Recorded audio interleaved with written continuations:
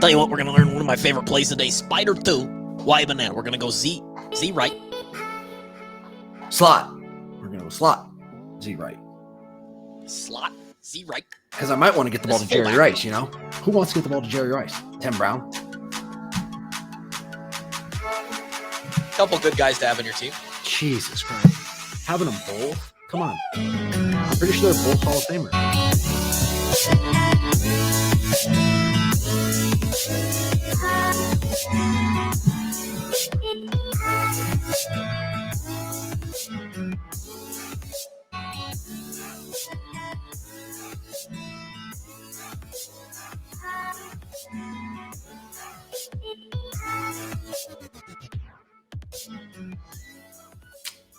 Welcome back. This is Wash Up Walk-Ons, aka the Rent Free Podcast.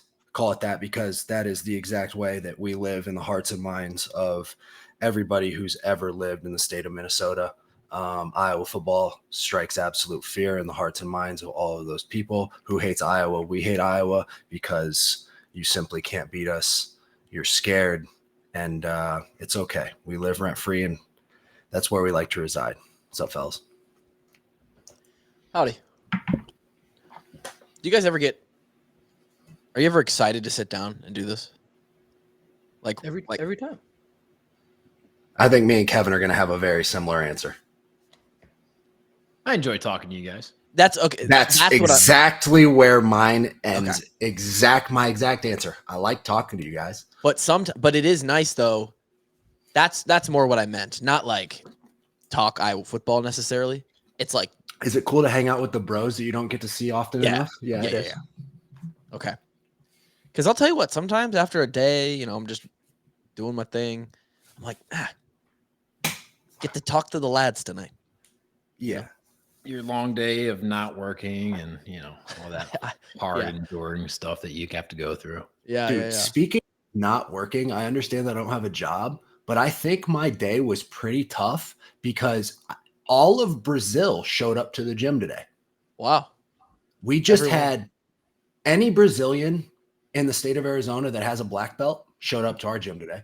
So that was exactly how that was how I spent my morning, wrangling black belts, Brazilians. How'd that go for you? 1-1, tied 1-0-0, and lost 4-2. Could have been worse. Bouts or what? Yes. I missed you. Oh, no. 1-2. Sorry. 1-2. Tied 1. Lost 4-2. I'm starting to get the itch again, man. I think I got to get back on the mat here soon. And you know what's funny? We were just talking about you and in a fight against Kluver, no time limit to the death. And I said, right now, because of the shape that Kluver's in, I said, Kluver, as long as you make it a fight about endurance, you might beat him. Maybe. I mean, I'm in pretty good shape right now too. I'm not gonna lie, but I mean, I swam a mile today in 28 minutes. So I'm in decent shape. All right. I'm impressed. If we're in water, I'm fucked. Well, I'm just saying my cardio, my endurance, my conditioning is still there. So I guess where I will put this conversation is that you are the favorite 100%, but I'm not drawn dead.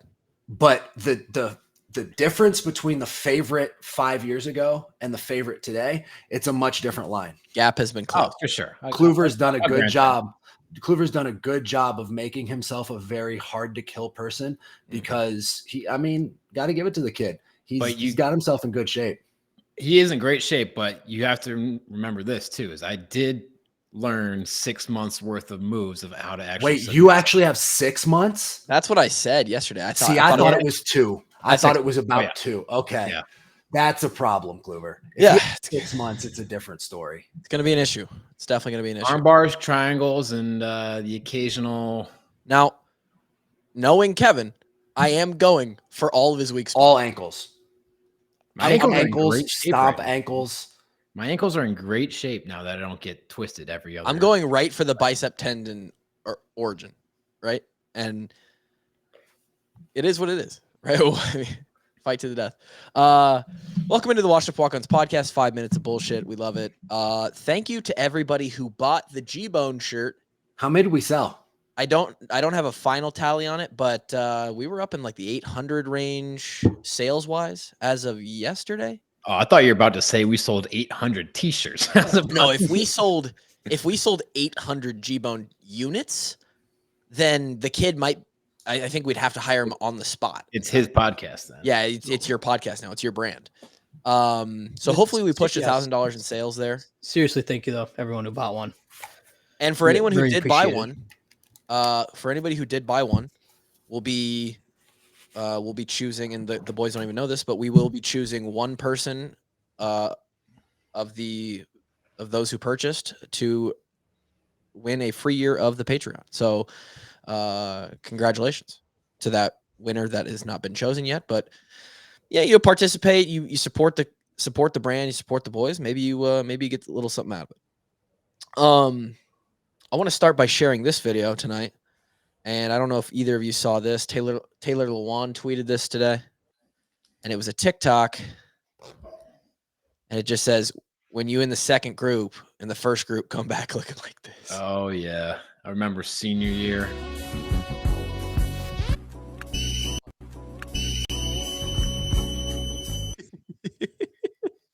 They're just dead. Oh Lord. He says, "Oh Lord." It's not a good feeling when you have that, when you're staring down the gun barrel of it and you see the carnage. It's not a good feeling. Even worse than that, I think, is when you like the guys are walking past you, finishing up conditioning. You're in the indoor, and they just start laughing at you. Yeah. Brady made a good point on Twitter too. He responded to my retweet of that, and he said, "You also know that your group is about to be 7 to 10 degrees hotter." Oh yeah. I was in the 9 o'clock group, which is the last group, senior year summer, and yeah, you just walk out in the indoor at 9 o'clock. It's already steamy. At least they switched out of those nooners. True. That was A little noon balloon for your Friday afternoon. That was bait. I didn't have to do it, but for some reason that summer we had a bunch of guys with like class in the morning, and so they shot out a noon group, like a 12:15 start time. Our first summer, that's what all the first years were in. It was like 1 year. 1:30. Yeah, I was gonna say 1 year I was like at a 2 o'clock or a 3 o'clock. And it's like the worst possible time to be working out in the summer. Not only is it hot as shit, it's just like it's a smack dab in the middle of the day.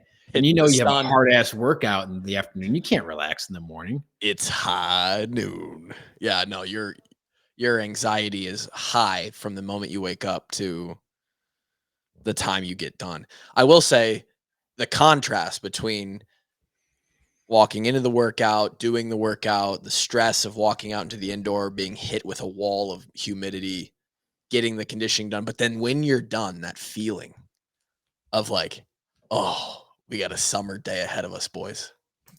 When you Boys, our when freshman you year, have a Kev- morning- Go ahead. when you have a morning workout and you finish up and you have nothing ahead of you, awesome feeling. Maybe the best. Our freshman year, I got Prowler flu from one of the Prowler workouts, and I went to the Powerade machine, filled myself up with Powerade, went into the shitter, blew it up, felt like I had the flu, like legit flu, and then I just laid on the floor of the stall sipping Powerade for probably a half of an hour, skipped class because I had a summer class, didn't go that day. It was bad. That is one of the things that we missed. It may have even been a winter workout. I don't even remember. I just remember the Prowler flu. It wouldn't have been true freshman year summer if it was because we didn't do prowlers, I don't think, true freshman year. Must have been true freshman year winter because it was like the first. Because I remember I had to walk down the stairs of Jacobson afterwards and could hardly keep myself up. That was the other thing is, the winter conditioning. Man, these kids don't even know, man. These You're kids. You're in the indoor, then you have to walk back into the goddamn actual football complex, and that was like a cold ass winter. It's like -10 out. Like you go from sweating your balls off, and then your sweat literally freezes on you. Then you're back in the weight room, and you have to warm up again. Man, Some tough times out there. Tough times for the boys. I do miss that Powerade machine in the middle of the locker room, though. That was clutch. Like, we didn't have that in the new one because, I mean, it was right down the hall. And that Powerade was Oh, sensational. You know what? You know what was better in the old complex too? Is the showers were a lot better. Remember the water pressure? Unless you get the handicaps. The handicaps in the new one are sweet. That's true. Okay. That's probably where you spent most of your time, and that's pretty fitting, Drake. You betcha. How many gallons of piss get dumped in the Iowa football showers every year? A lot of piss. I mean, the drain's got to be at least 5 to 10% piss, right? It's got to be an incomprehensible amount of piss. You know, we're usually pretty hydrated though, so it's not that that concentrated. I'm naming this episode. Some of my post-practice pisses look like Big Bird's dick. What does that mean? What does that even mean? I don't know, but it's yellow, right? Big Bird's yellow, right? He certainly is, yeah. I'm naming this episode an incomprehensible amount of piss. What is this show? Like, what? This is why I enjoy it's entertainment, buddy. Because for 11 minutes and 30 seconds, we haven't mentioned the Iowa versus and now we have a picture of Big Bird. I introed it. You're right. You did. It was rent-free week. You did. You're right. What do you got there, Grant? We've gotten a few opposing fans listen to our podcast the last few weeks. I can't wait for a Minnesota fan to stumble across this conversation. For the Minnesota fan, you might want to skip ahead another 10 minutes because we're not going to get there anytime soon. Did you guys see, Kevin, Grant, did you guys see Iowa fans ruffled by the and this isn't just about Lucy, but she's given I think she's an intern for the Dan Le Batard show this summer or this. I think she's an employee. Is she full time? I think she's part of the what is it? Like the peanut gallery. Nice. Well, she had a clip yesterday. Obviously, she's the Iowa fan of the show, and Ken Diesel's pissed right now. By the way, I don't know if you can hear that. Ken Diesel merch has been requested, by the way, too. So I don't know. Do you know how much it pisses me off that she's like a voice for Iowa? Lucy? Yeah. Ken? I don't know if Kinley. You just described her as like the voice for the Iowa fans on the Dan Le Batard show. Well, she's the I only. think she's. I haven't listened to Le Batard in a while. I think she might just be college football as a whole. In general, right? But she is in Iowa. Like that is her. I am no way calling her the voice of Iowa.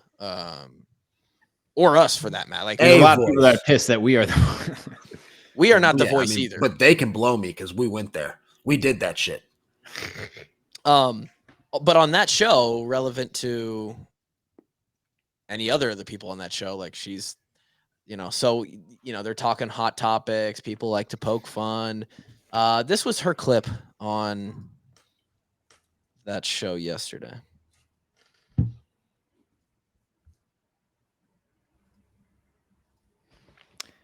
Now that no one wants. What? No one wants it. Right. But it's happening. Okay. And it's time that you sit down and you talk to the people closest to you about the fact that Iowa will most likely finish this season 11-1. That they have a shot at making the playoff. Now, a lot of you listening to the show may not watch college football, and you've heard me talk about Iowa before, and you would assume they're 0-7. That is not the case. Iowa is 6-1 right now, and they are favored to win every remaining game on their schedule. Right. And they have the 133rd ranked offense out of 133 teams, and they have a shot at making the playoff. I think we need to support Lucy. We need to become. I know we already are. Right. We already are kind of an Iowa show, but I am all in with Iowa. I don't understand if supporting Lucy is rooting for Iowa or against Iowa. It's very strange because I don't think she wants them to go 11-1. That's weird. I don't want Lucy, I want them to go 11-1. This would be amazing. Wait. First of all, amazing content. Second of all, hilarious if they are able to somehow upset one of the other teams in the Big Ten championship. It could happen. It could happen. It would be absolutely hilarious and insane if this happened and the committee had to put in a not undefeated, but a nearly undefeated Iowa team with one blowout loss against Penn State in the playoff over the other teams in the Big Ten East that are probably on paper a lot better. A lot better. Was the Bears' head moving, or was that just me? Is that the Bears' head is moving? I think there's a person wearing. Is there a person in the bear? Oh, okay. There's a microphone in front of the bear, so that. Oh, okay. I was like, is it got a? Maybe we should. Is Ted on their fucking show too? I don't know. Chuck E. Cheese over at the Levitard show now. I can't lie. I don't disagree with most of what she's saying, because she's right. Like, we are favored. That is correct in each game. But as Brady pointed out in the Discord, she probably learned math, because statistically we are absolutely not favored to go 11-1. Yeah, you say it's a 60% chance of winning each game, so 60.6 times 0.6 times 0.6 times 0.6 times 0.6. Brady admitted today that he has Asperger's in the Discord, and that it's why it bothers him that, when someone speaks statistically, and he's a big statistics guy. So this brings up two things. I share this clip not to. We had Lucy on our show. I actually think it's from a super macro perspective. She came a fucking long ass way, dude. Like, it is so hard as a woman. But she made me absolutely hate her with her Fire Brian takes. Well, but those takes, or at least the way that she presents her, I don't know if they're her real opinions or not. It's hard to tell in sports media these days. Like, you watch the Colin Cowherd show or Skip and Shannon or Stephen A. Smith. I truly don't know if they believe what they're saying. At least we're honest. Sometimes they do, sometimes they don't. But they're really good at making you believe that it's their take, right? And Lucy's found a niche, or a niche, whatever you want to call that. And she's made her way onto like a pretty damn big show just it's hard. Because Dan Levitard is the man. I used to watch him and his old man on ESPN2 every single day. Every morning before middle school. It's a massive show. Yeah. So I respect what Lucy's done, like building a name for herself and getting into the industry. I'm neither pro or con Lucy, but it brings this take in, and then it brings also what Kevin described as like, and Brady's alluding to in the Discord is, well, maybe we should pump our brakes, right? We're a 3.5 point favorite this weekend at home for a trophy game, of which PJ Fleck and the boat rowers would love nothing more than to come in and grab. And yes, going 11. If you just go by percent chance of winning each game, say you have a 60% chance of winning each game, right? And you are just basically you're at the casino rolling the dice on those odds. Yeah, Iowa has a 5% chance to win out. Right now, granted, maybe I'm wrong. Maybe it is just that easy, but I don't think football games are technically as easy odds wise as rolling a 2-sided die of win or loss. Of course not. So the percentage is probably higher, but it's not 50%. Like, it's not more than not likely that they, if I'm a betting man, I'm choosing them to go 4-1 probably the rest of the 5 games. If you give me 5 options, undefeated, 4-1, 3-2, 2, all the way down the line, I'm probably taking 4-1. Like, that's what's going to come up if you run this scenario 100 times. I don't know which one it's going to be. I did a poll on Twitter to figure out what Hawkeye Nation, at least those who follow me, thought. Consensus on that was most people are most concerned about the Nebraska game on this schedule. I would say it was 2/3 Nebraska. Pretty close second between Rutgers and potentially Northwestern, at least from my general perusing. And then Illinois was last, and I'd throw Minnesota in there at 4th from this very low-tech poll that I ran on my own Twitter. For those who, by the way, who participated in that and you responded to my tweet, all of them concern me. That's not how you play the game. I asked for one game. I get that, and you've heard us talk about all the time that the next game is the most important game and it's the only one that they should worry about. Not what I was asking. But we got to slow the roll on this whole 11-1 thing. Also, at the very end, she said she does not want them to go 11-1. If you don't want the Hawks to go 11-1, you're not a Hawkeye fan. That is the point the second point, right? So let's chill. Let's win a game at a time. And then 2, please get it out of your head that it is somehow better to not go to the Big Ten championship and lose than it would be to go and get, potentially blown out, which I think a lot of people feel like that's the scenario. It happened 2 years ago when we went and played Michigan.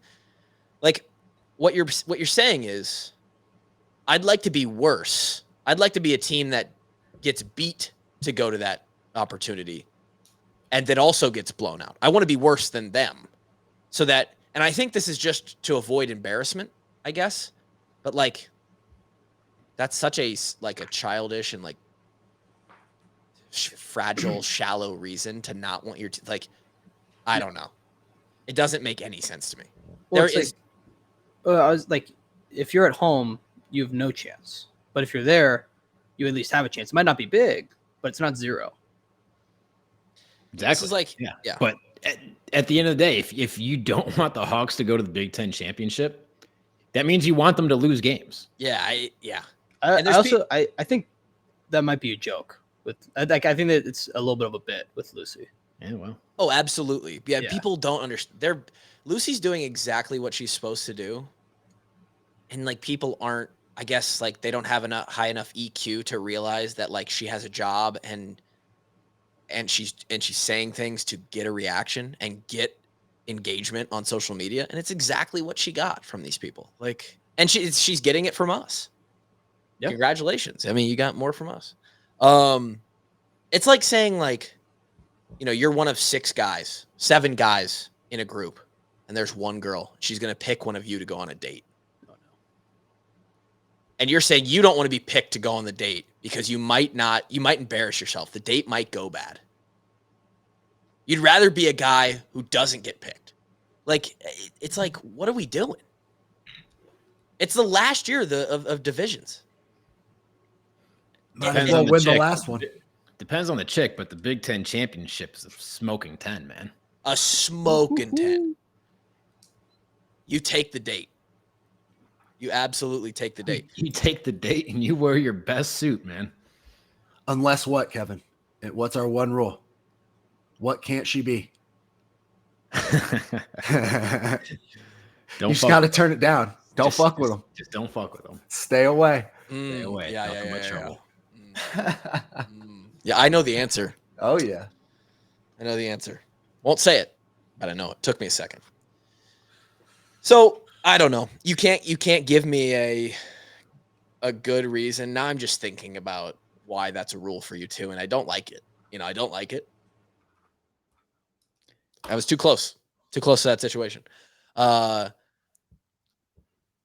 don't even know where the fuck I'm going with this now. I don't know. Weird take. You'll never convince me that it's better to miss the championship than to get a chance to play. And if you're anybody who says I would rather win less games than more games, get the fuck out of my space. Yeah. And I'll say this, and maybe some of you won't agree with me, but these blowout games that we're in, Penn State earlier this year, Michigan when we went in 21 to Indianapolis, these games end up a complete just bending over, ass swamping, right? But there is a moment in the game. That scoreboard starts 0-0, and for a while, there are plenty of moments where the Hawks, who are, yes, not going to be favored in that game if they make it there, on paper, they are not as talented, and maybe they have, some of the longest shot at winning the game. There is a time where a team like Iowa can keep their claws in you And if they can keep it close and get one turning point, one little bit of momentum to swing their way, I think about that Michigan game in 2016. I think about taking them to halftime. Didn't we score right before half with Ack? We threw like a little like pass. CJ screen pass, a little screen pass. Ack. He goes in. Yeah.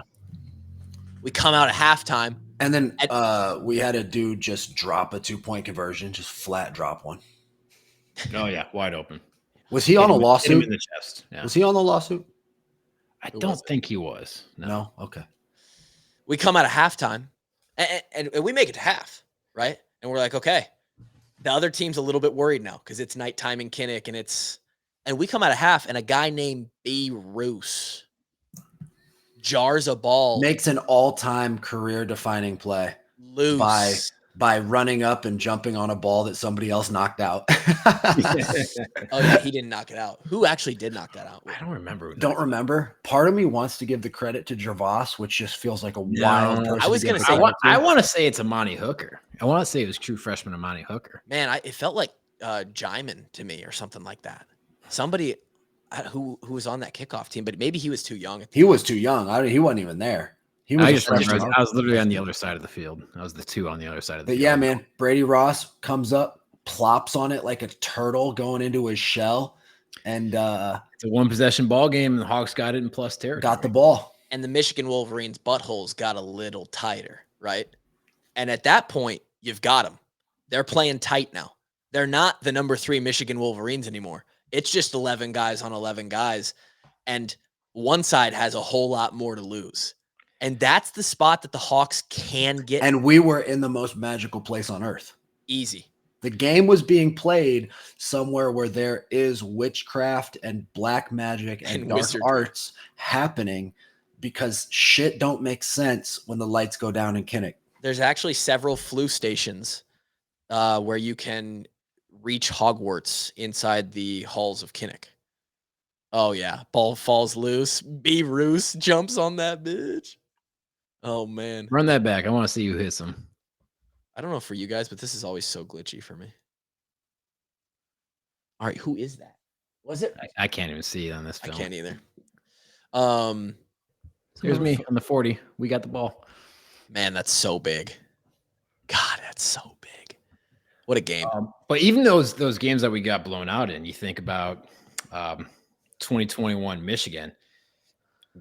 If we convert, there's a wide open was it the halfback to a pass in the end zone, wide open. We miss it. Monty, man, he was Monty there. Pottebaum. Oh, that's the opening drive. If we start that game 7-0, completely different ball game. They didn't start running it up until late third quarter. Second quarter was just exchanging punts on the plus. Like we had it around the 50-yard line, couldn't do nothing with it. Pin them deep, 3 and out, get it back, pin them deep. Like if that's the nature of the game, but it's 7 points closer, I think at halftime it would have been a 1-possession game. And what happened right after that was ever so steady Caleb Shudak misses for him a chip shot field goal. That's right. And the air gets sucked out a little bit more. Instead of 7-0 or even 3-0, it's 0-0. It's 0-0, and Michigan feels like, holy shit, we just got away with one. And now they've got first miss of the year too. Yeah. So these games at some point early on are close, and there isn't that breakaway. The rubber band hasn't broke yet. So don't count Iowa out. Now we'll talk about that later. Will we be 2 to 3 touchdown underdogs in that scenario? Yes, we will. It will be a 19-point line. But guess what? We were 22-point dogs versus Ohio State in 2017, and we won by 30. Yeah, it can happen. There is a very, very fun conversation, even if Iowa actually doesn't play into the scenario of what the college football playoff is going to look like this year, because there is a chance that there is 5 undefeated conference champions from the 5 power conferences. Real interested to know who would get left out in that scenario. ACC probably. I'd say Oklahoma. Be Florida State. Florida State's currently 4th. I'd say Oklahoma, but Oklahoma would have beaten Texas twice. But compared to all those, their schedule would be the weakest still. probably true. Florida State? Yeah, ACC's got a couple teams. ACC does have a couple. Does Florida State play North Carolina, or they have to play them in the championship? It'd be the championship. It would be the championship, I believe. And they'd have more ranked wins. I looked at it this weekend. You could have a 12-0 Georgia, a 12-0 Big Three from the East, one of those, a 12-0 Washington, a 12-0 Florida State, and a 12-0 Oklahoma. All as actually 13-0 for all of them as a conference champion. It's unlikely. Yeah, but I mean that's always the way it is 6 weeks into the year, right? Yeah, it'll all figure itself out. Most of the times, yes. You're gonna have a top dog in each conference most of the time, 7 weeks through a year. You're right. Yeah, you're right. So it could be interesting. We'll talk about that as we get closer. But we're playing Minnesota this week. The Minnesota Golden Gopher. By the way, before we get to the Minnesota talk, do you like the sign? Can we see the light? Yeah, I'll show you the light. I'm still figuring it out. I'm trying to figure out if you embezzled money to buy that or if somebody gave it to us. Oh, it's bright. So it's too bright. It's washed out bad. It's washed out bad. And so that's why I don't have it on. Is that just in person or is that, just on camera or in person too? That is just on camera. So I'm trying to figure that out because I'll show you what it looks like or what it should look like. This is what it actually looks like, and it's fucking amazing. Oh, that's pretty good. Like, where'd you get this? Pretty cool. It was a buddy that owns his own brand. Got one, and I hit him up and was like, "Dude, where'd you get that sign? I've been looking for something like that for to put behind me during the podcast." And just like, I think it's just afcultures.com. I don't know, some random. I think it came from China. I don't know, but it's high quality and it looks great. Look at the craftsmanship on that. Yeah, it looks good. So that's what it should look like. I don't know how to get it to look like that on this webcam yet with the lighting and all things. So working on that. Any favorite memories from the pig game? I've got one of my all-time favorite football memories that has to Really? do with Minnesota, but go ahead, Kev. No, you first, man. Okay. The notorious trash can video. The Brian Ferentz. Oh, that was a Minnesota week. That was Minnesota week. It was Fast Friday. We had a play that I'm actually not going to say it because they're probably going to check to it during this game. There's a certain play that we only ran against Minnesota, and it was because of the way that they lined up their linebackers. And it was a two-back run play, and I knew where we were supposed to go, but the buck got pointed wrong, and so everybody was going to where they assumed they were supposed to go. But I actually listened to the buck. And the play got blocked wrong, and Brian went insane, and I had to eat that one. Who was he mad at? Is he mad at you? Well, he thought he was mad at me because he didn't know the buck got pointed wrong. Were you running with the ones or the twos at this time? The ones. So this is on CJ or Nate? I'm not going to snitch on nobody. Could have been the center. Shit, the guard could have called the buck that time. I ain't snitching on nobody. I called it from the sideline. But then in the hotel that night, we were up in Minneapolis, and Brian came into the training room, and I put my shoulder around him. I was like, or my arm around his shoulder. I was like, "Hey, I know where to go on that play, right?" I was like, "The butt got pointed wrong." He's like, "Yeah, I know. I figured that out." Well, you just ratted on who it was because it's only a few years that we went up to Minnesota. I told you somebody could have called the buck from the sideline, dude. I don't think that happens. But it could have. Yeah, we won that game anyway. And not we by a ran lot. that play, and it worked. Not by a lot, but we won that game. We won all the games against Minnesota. Oh shit, you're right. We got Remember that one year where we got like a 75 burger hung on us? Despite going 4-1, we might be even on scoring. On points. Yeah. Actually, 40-30. What was that score? 40? We won 2015 by like 5. We won 2013. Do you know I almost by a ruined lot, that? think, though. I almost ruined that 2015 game for us. Oh, tell me about that. I was on punt return, and I was one of the rush guys, and I was rushing the shield. And we noticed during the game that they were creating a short edge on that shield. And Coach Woods came up to me after a play where I didn't like rush to try and block it. And he's like, dude, do you think you can get there? And I was like, it looks pretty close. I was like, that edge is pretty short. On there, on that play I pulled up, I think I might be able to get there. He's like, okay, if you see the edge that short again, go for it. Well, it was late in the game, like it was either third or fourth quarter, and I saw the edge was short, and I went for it, and I realized I wasn't going to get there, so I hit the shield guy right on his outside shoulder, and then he tried to throw me into the punter, and so me and the punter ended up chest to chest, and a flag got thrown, but it was for a holding on the return, and Coach Woods lost his demeanor on my ass. Demeanor. And realized that it wasn't me that actually got the penalty. Thought it was, though. I remember. I just did the math. 2013 through 2017, we went 4-1, -2 on the point differential. Fuck. That's how badly we got beat. Insane stat. That's tough for the boys on that 51-14 loss. Very, very uncharacteristic game for this rivalry. But they worked us that day. It was it was let back up again. Barring that game, I think Iowa had won a handful in a row too. So yeah, if we just deleted that game, no, go down. 10 in a row. It would have been 10 in a row. Keep 20. going. Keep going down, God damn it. Oh, No, right to the present Down. time. Down. There you go. Yeah. So Stop if we would touching the fucking mouse. Jesus Christ. Yes, it would have been 11 in a row if you don't take the 2014. Bad year for us. Bad year for the Hawks. I think that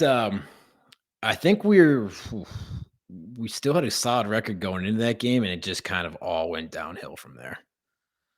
2014 was such a painful year, man. Just all around misery. It was a tough year. And quite honestly, looking back, I don't know. I feel like it's pretty simple. Looking back, it's pretty easy to see why we were shitty that year.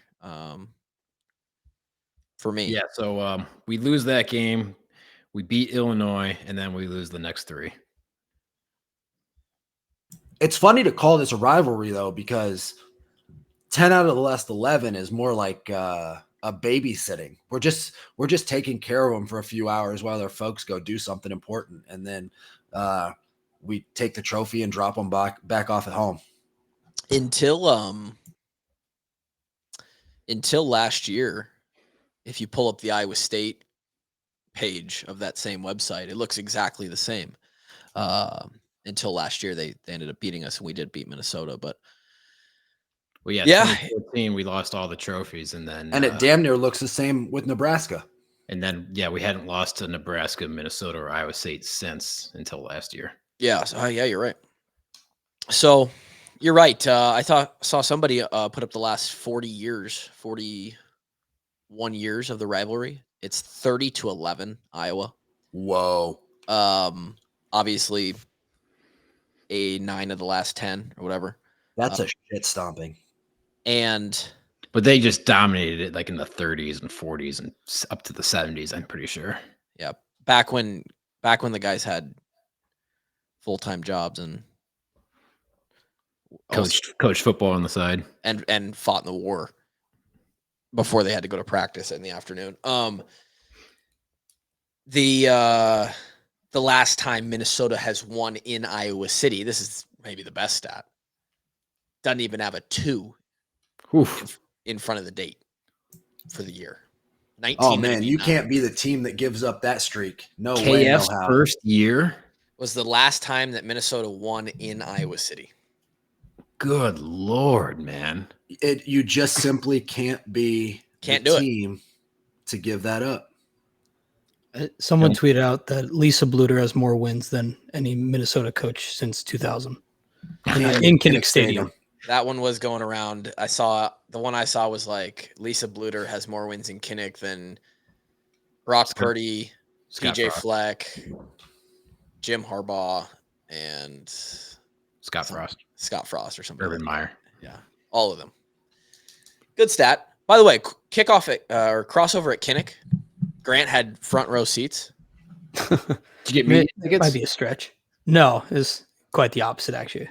But no, it was an awesome event regardless though. Really cool. Great to see a bunch of people show up for it. Packed house pretty much. It was awesome. A little cold, but was there some Gary Love going on? Did you meet anybody? No. Gary, you might have a chance to meet some more fans in a couple weeks. Hey, I'm back in Iowa. Is it going to be at a brewery? It could be. He might be at a brewery. I might be. I'm requesting that he wears the Library Gary shirt. That'd be nice. Dude, I might have to come back for that. There could be. Takes a lot to get Drake into the state of Iowa. Well, this is a big deal. This is kind of cool. It's a big deal. Be wild. Depends on when it is, though, because I have some babysitting I got to do. Hopefully the fans trusting you with their child. My dogs. Oh, wow. They're his children. How's the golden doing? What's her name? Arrow. She's good, man. Arrow? She's sweet. She's just the sweetheart of a dog. Right now we're having a little trouble.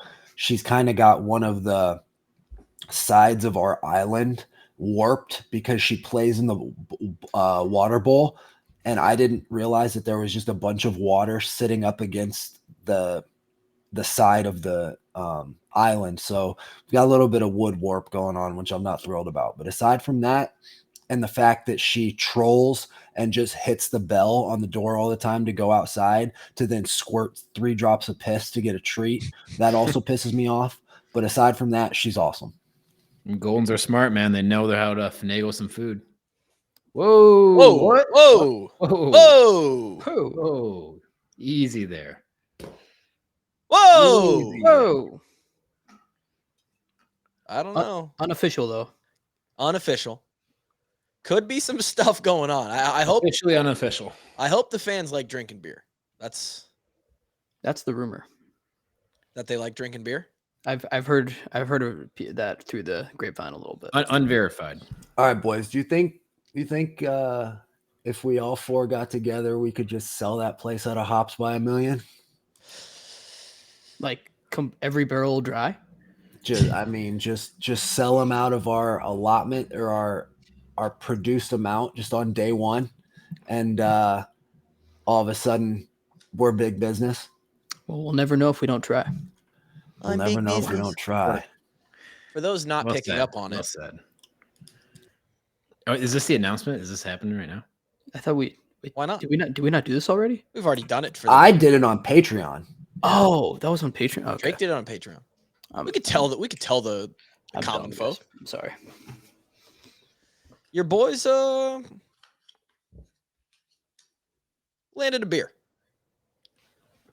Shout out to Back Pocket Brewery, working with us, the rusty old walk-ons, and came up with a beer. It was going to be Hawks by $1 million, but we didn't want Honey Pot Dale sticking his dick in any of this good honey that we have going on here. So we're calling it Hops by $1 million. We're so assholes.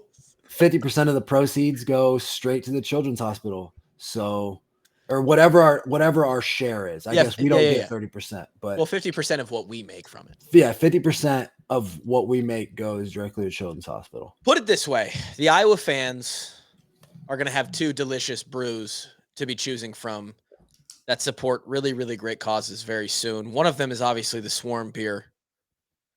But if you need a little something different for the taste buds, save a little room for Hops by $1 million. A delicious light lager brewed in collaboration between the Walk-Ons and Back Pocket Brewery. Available for sure at the Coralville location, potentially their other 2 tap rooms, depending on like Gary said, maybe we drink them out of it. Come on by and grab yourself a couple cases. Let's drink them dry together and get this production ramped up to the moon. You know what we got to do, Drake, is we got to do a brewery tour. If we get all 4 of us in town, is we have to do the 50 challenge between Miles, beers, and donuts that day. No, we don't. There must be at least 10 beers. Oh, God. I cannot tell you 4.5%. how bad of shape my ankle is in right now. That's tough for you. You got to let me bike or something. The Hops by a Million. Just drink more beer and eat more donuts. Holy shit. That would be true misery, dude. Let's do rounds of sparring in there. Hops by a Million light lager will be a 4.5% alcohol. Little 4-5 action going on. Shout out 4-5. to them. So I can't drink 10 of those. By the way, these are also being produced in 16-ounce tall boy variety. And label production going in literally as we speak. I was on another call today, a quick call to finalize some details. About how you're going to shave some money off the top of this thing? I told them to not say anything to you guys about how much we actually make. And there's going to be an initial small run.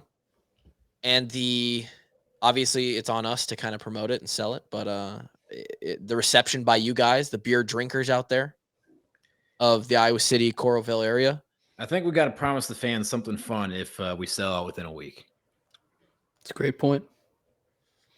We do we can do something fun, but we got to sell out that night. I don't think we're selling out the amount. That's ambitious, man. That's a lot of beer. It's a lot of beer. Right, but then you buy them, you drink them there, and then you take them home.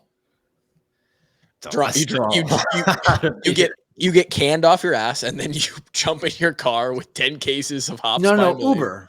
You throw them in the Uber. You fill up the Uber's trunk with Hops by a Million. I will say this is a very exciting collaboration, something that I think when the 4 of us think about it, it's still like kind of mind blowing that a company, a brand wants to like work with us, create a product like this. And obviously what the Swarm has done for the NIL stuff has been unbelievable. We'll never touch that, obviously. But similar to them, we are, the proceeds are going to the Children's Hospital, just like a lot of the Patreon stuff we do, all the merchandise that we do. So if we can produce a beer for the Hawkeye community, and in return, you buying and drinking that beer builds money for a donation each year to the Children's Hospital, it seems like a win-win for the whole gang. So that's just my, it's very exciting. You know what it's bad for? A cold beer. Bad for them beer cans about to get deleted. Bad to be a tall boy Hops by a Million. But I mean, in reality, dude, they're not gonna be.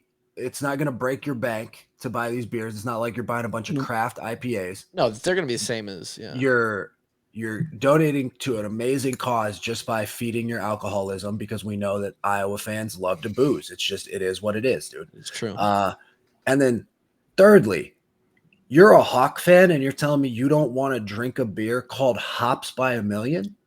Get out. You're not a true fan. The novelty of that, how well that works is truly, it seems like something you got to be a part of. So we'll keep you updated on when that announced. They do want to do a little release party where you may or may not see me, Kevin, and Gary once we get that planned. When's the date, dude? Are you kicking me out of this podcast? Am I not a part of this group? Drake as well potentially will be there. I don't know the date. We have to talk about that, and I still need. Bubba, I got to get a plane ticket. I realize maybe I'll drive. That would be a hell of a commitment from you. I ain't driving. Didn't think so. Minnesota Golden Gophers. Anyway, we're back to that. I don't know shit about their team. They're not good. They're not great. I watched them play Nebraska in week 0 or week 1 or whenever the hell that was. Callie McManus is their quarterback. I think they have injury problems right now. I thought he was hurt. Is he? Kaliak Manis isn't playing. Maybe I'm wrong. I know we have injury problems. Yeah, we got injury problems. I listened to the Locked On Golden Gophers podcast this morning. He seemed to think that they are probably going to want to run the ball a lot. Well, good fucking luck. And I was like, okay. No, I'm not seeing any Kaliak Manis injuries. I'm pretty sure he's fine. When we said it last podcast, they are just one step above us as far as passing yards per game in the country. Really? We are like 129. They are 128. Wow. So they're bad. And that's weird because he said their best playmakers were at the receiver position. So that's interesting. So could still be true. Could be true. I've also not watched any of their games since the Nebraska game. I don't know if they're having quarterback problems, O-line problems, but they have a hard time moving the ball through the air. You know what that means?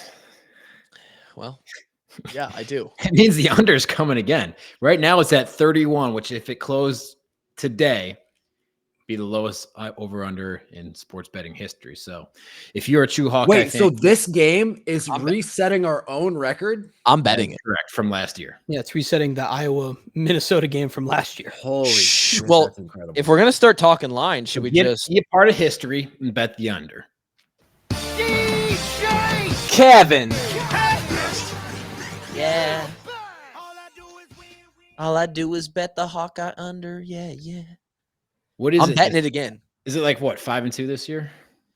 I think it's lost twice. Yeah, lost twice. Yeah, it's a good bet. It's just a great bet. Gary, don't shake your head. Yeah, no, it's real original.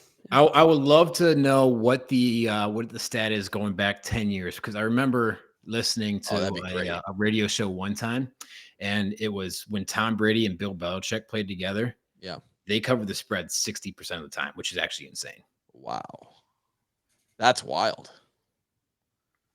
Okay. I'm guessing Iowa under is over 60%. It's got to be, right? I would imagine, man. I would maybe not, but just all time, or going back like 10 years or so. Fuck it. Someone do the math on that from the KF era. Hold on. I don't even know how far back you could go and find lines for. I think 1995 is what I saw when I read the article that they started tracking those. So yeah, currently at 31. Come on, folks. Let's bet it down. Let's get it under 30. Can we get like a 28.5 point over under? How cool would that be to just obliterate the record? And I would love it. It's up to 31.5. What are we doing, folks? I can't wait for Vegas one of these days just to make a statement and be like, the line is 22. Yes. And I'm betting the under. Last week. If the line's ever 22, the lower it goes, the more I'm inclined to bet the under. If you set an over under at 10 points, it's a 6-3 ball game. Yeah, man. So yeah, gonna be two offenses trying to run the ball, have no ability to throw the ball. Iowa's obviously got a really good defense, good at stopping the run, good at stopping the throw. I don't see Minnesota scoring many points at all. This is the same story over and over again. We're not going to score a whole lot of points. Our defense is better than their defense. We're going to need to make a couple big plays happen. Basically, the under is a pretty good bet. That's not one of my 3 bets this week, but it's a pretty good bet. I like the game of the week, Penn State at Ohio State. I like the Nittany Lions +4. I think they've got about equal defenses, but I think Penn State's got a better offense. I think Ohio State's offense has been struggling a little bit. You're going to give me 4 points. I'm going to take them. And also in that game, I love the under 48. Again, 2 really good defense, probably top 5 defenses in the country. I don't see a whole lot of points being scored with them. Give me the Nittany Lions +4 and the under 48 in the game. And then my last bet of the week, the in-state rivalry, Michigan State. Michigan's been making statements year long, week after week. I think they put their little brother in the ground this week, and they covered the 24-point spread. Wow, 24. Was that a body bag reference, Kevin? It can be if you want it to be. Well, and there Chalk has it up. been a recent body reference. Dead one. Dead fucking body. Shout out to Lashon. Big shout out. That was an absolutely savage post. KF walks into the fucking team meeting. We got guys calling people dead fucking bodies on Instagram. Okay. All right. Probably be a little more smart when we're tagging opponents in our fucking pictures. Okay. All right. At least give them the respect to tag their goddamn account. Honestly, it'd probably be more disrespectful if you actually found that guy's Instagram and tagged him. And tagged him. You're right. That'd be infinitely more disrespectful. I would have loved that. Good picks, Kev. Good picks. Yeah, we'll see. Here's the question. Is it time for me to hop on the JMU bandwagon? Marshall's a scary place to play. I'm just going to throw that out there. But I will be cheering heavily for the Dukes. Grant, there's nothing you've ever said during this segment that's ever stuck in my brain. It should, though, because the guy is 14-7. I don't give a shit. G-Bone. I love the Dukes. Marshall is a tough place to play. Did I just hear you say that? The Herd. Buddy, they can't even get the plane to its destination. They made a movie about him, bro. You didn't have Never too soon. James Madison -3.5. Give me JMU over Marshall. I hope Marshall was one of Grant's picks. Just Free JMU. Yes, dude. They deserve to play in a bowl game. It's criminal. They're not allowed to. Bullshit rule. I'm staying away from the Big Ten this week. Boys, they don't have to go through a bowl prep. It's not that bullshit. Well, but they also don't get. Yeah. I mean, it's not all bad, but you'd like to play in the postseason a little bit, right? I'm staying away from the Big Ten other than, I already told you, Iowa, Minnesota under 31.5. Give it to me. Give it to me all day long. Give it to me twice on Sunday. Give it to me if it was 21.5. I don't give a shit. Put your money where your mouth is, pussy, and tease it. Tease it to 29. Ooh. Yeah, can we find an alternate line? I don't get anything out of that though for making Get more money. Yeah, you do. You get like plus 200 on that. Yeah, you get more money. In my betting app. But for saying that on the podcast, I don't get anything, and it's giving it to me at 31.5. So I'm taking the 31.5, but I'm taking the under We'll on give that. You 2 wins if you take 6 points off it. 6.25? Can I have 25.5? 25.5.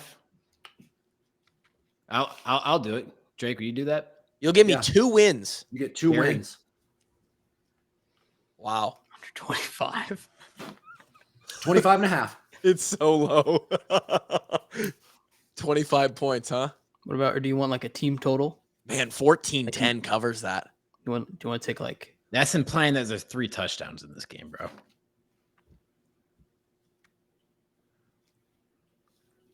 Okay, I'm a pussy. I'm not taking it. I'm not. Oh, my record. I thought you were gonna for sure. My I really thought about it. I really trying to talk it. himself into it. You realize when you say it like that, it's like, oh, that's 14-10, and that covers 25. You're like, God damn, that might hit. But I'm not doing it. I'm not doing it.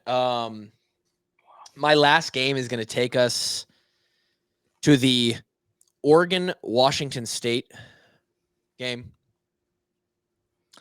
Oregon's pretty good. Wait, what? Oh, never mind. Sorry. They just lost to Washington, not Washington State, last week. Wazoo's coming off a loss, too. Wazoo has looked not as good as of late. I think Grant jinxed them. At some point, he talked about Wazoo. I'm going to take Oregon -20. Wow. -20 in that game. Those are my 3 picks of the week. Wow. Drake, there's a big UFC weekend happening. Who's punching Huge. who? All right, hold on. Spit out my sunflower seeds for this. First of all,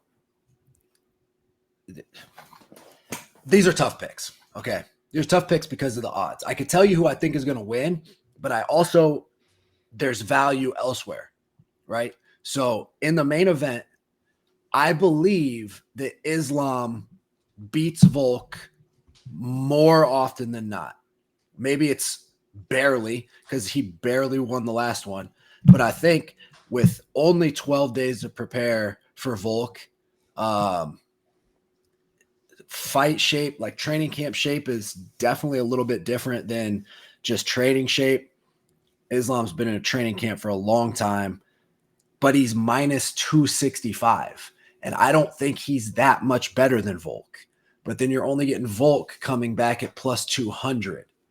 So I'd give you plus 220. That's what I'm looking at. is that really what you're looking at? That's what on ESPN. That's what they're showing. But man, I just simply don't don't place that bet on Betfred. So I simply do not know how to bet this fight. But I think Islam is more likely to win, but I don't think he's the good value there. So take that bet with a grain of salt. I'll pick Islam, but I don't love it whatsoever. If you're betting Volk at 220, that's not a bad bet. It's just he's only got 12 days of notice on this one, and that's a tough fight to win. Are you taking these by like knockout or decision or that one? I would say that one goes to, because that would change the odds as well. Right. The problem is that's a 5-round fight. Going to decision 5 rounds on 12 days notice. I'm not saying Volk can't do it. It's just harder. But watching how these two paired up last time, I would probably have to pick Islam and the over 4.5. Just take it to the decision. Okay. Second fight pick is another insane one because Kamaru Usman took a fight with this Chechnyan warlord on 12 days notice, up a weight class. Usman did not look good in his last fight against Leon Edwards at all. And I think Hamzat is an absolute nightmare matchup for Usman because he's just kind of younger, faster, and just like everything that Usman's good at, Hamzat's just as good, if not better at. And I think that's a big problem. So I'm going to take Hamzat there. But again, Usman is getting huge odds. He's like almost plus 300. So this is why I don't bet, because at plus 300, I don't think he's actually a 3-1 dog. So there's that pick. Take that one a grain of salt. Then the third pick I'm going to give you is a real underdog. Johnny Walker is fighting what's his name? Something Ankalaev. Magomed Ankalaev, I think is his name. Jeez. And Ankalaev didn't look very good in his fight against Jan Blachowicz, and Jan hasn't looked that good in his recent fights. And Johnny Walker is one of the more unique problems in the light heavyweight division because the way the guy fights, he's like a real obscure berserker type of a fighter with dynamite in his hands. So he's definitely a problem. And I'm looking at it at plus 280. I don't know what you guys can get it at, but that's a huge line. I don't think that Ankalaev is anywhere near as good or near that much better than Walker. And at plus 280, I would take that one. Then my last one that I would give the people, shout out Fred. The last one I would give the people is call it Putin's Par, and they are fighting in Abu Dhabi with Russians galore on the card, and a lot of the Russians are pretty heavy favorites because, well, it's fucking hard to beat a Russian in hand-to-hand combat, boys and girls. And if you just bet every Russian on the card, you're probably going to end up with like a 10-leg parlay that'll give you quite a bit of odds. So I think that'd be pretty fun. That's why we invented JDAMs. How many Russians are actually fighting this weekend? Like do you want me to count this, Gary? A million of them. All I know is what do I write down for the graphic? Like call it Putin's Par. Putin's parlay. All I got from that, Drake, was bet the guy who gets to fight with dynamite in his hands. It feels like that guy's going to win regardless. Grant, your best 3 picks of the weekend. My 3 picks are starting with Auburn plus 6.5 versus Ole Miss. Auburn is playing really well with Jordan Hare this year, and I think that this is around the time of year as well when At least 9, Grant. What? At least 9 Russians. Checks out. I think that there's this is around the time of year too where like Ole Miss and Lane just kind of fall into that little like 9-3 thing. So I think it's due. So I like Auburn plus 6.5. I think Mario Cristobal might not be a good coach, but I think Miami plus 3 is the right side for their game against Clemson. I'm taking the Hurricane, and I'm taking the Hurricane, as they say down in the South. Shout out to a Hurricane Rana. You know that one, Cleaver? I do. I'm very worried that there's only going to be like 12 fans at this game, like there is sometimes. So hopefully they pack the house in Miami. But I think that is the right side. And then lastly, I do not like this one. This team has burned me a lot, but I have to take it anyway. I'm taking it is not Kansas. It is Illinois plus 2.5 versus Wisconsin. Wow. They might be figuring it out a little bit, but that line I feel like just screams take Illinois. They're at home. That hasn't meant much for them this year. They have not been very good at home, but I'm taking them anyway. I think no Mordecai could be a really big deal. Broken hand, had surgery. Not good. So I'm taking Illinois. Hopefully Bielema. I have given Bielema so much love. I've given him so much. Maybe he gives a little bit back. Maybe he gets this one done for me. I don't know. We'll send him the clip. The only thing he gives love to is hamburgers, that fat bastard. Carbs. That guy loves carbs. Yeah. The one thing I didn't mention that I'm not going to go into detail about is the idea of this being a emotional letdown game. We sort of talked about it on the Patreon DHT yesterday. What, you guys actually talked about football on DHT? We occasionally get into some stuff. Oh, we discuss ball. We don't know ball, but we discuss it. Grant knows ball.